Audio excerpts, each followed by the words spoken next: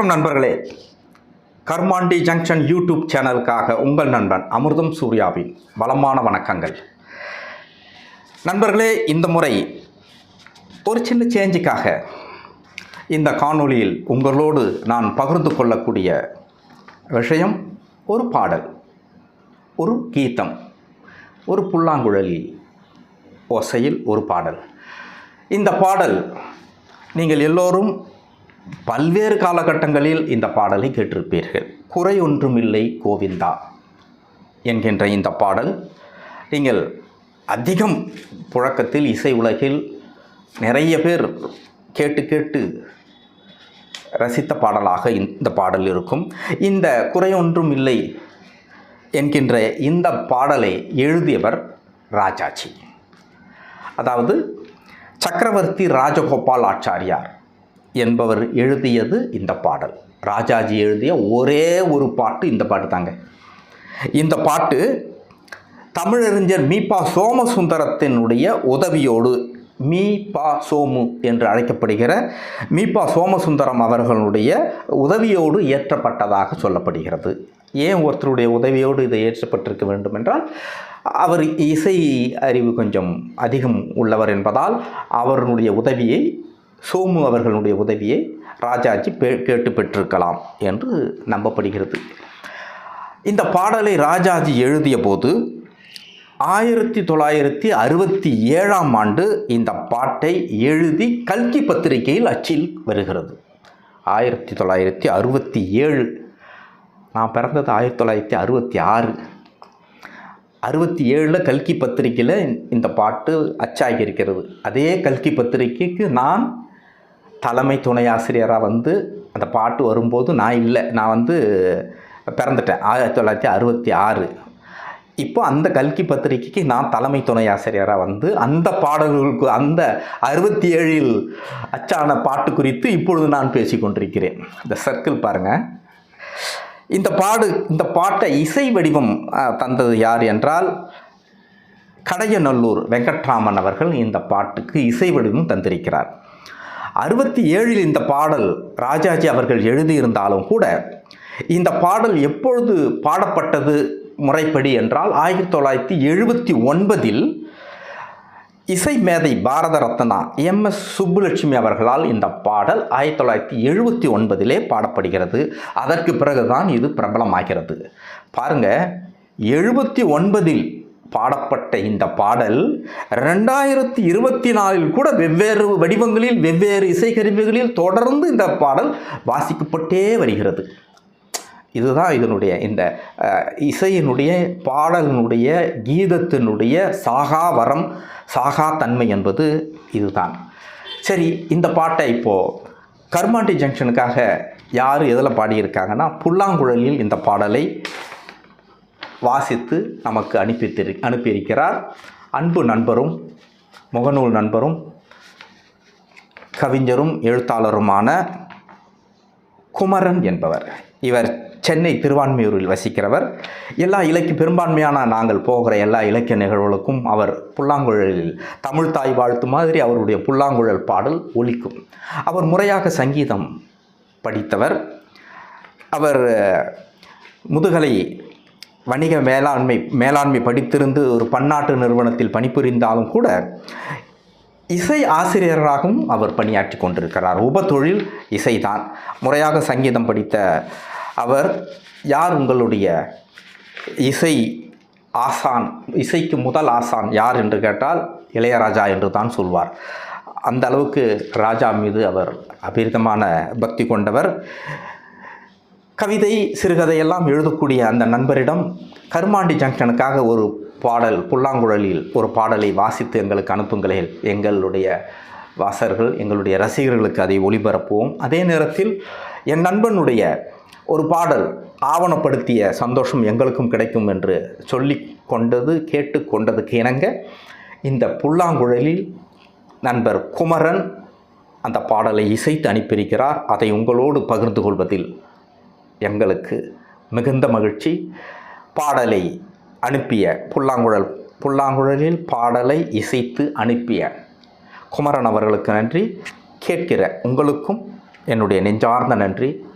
இன்னொரு காணொளியில் வேறொரு செய்தி குறித்து பேசுவோம். அதுவரை கொஞ்சம் ரிலாக்ஸேஷனுக்காக இந்த பாடல் ஒலிக்கிறது. கேட்டு உங்கள் மேலான கருத்தை குறிப்பிட்டு அந்த நண்பரை வாழ்த்த உற்சாகப்படுத்த வேண்டுகிறேன். நன்றி நண்பர்களே. உங்கள் நண்பன் அமிர்தம் சூர்யா.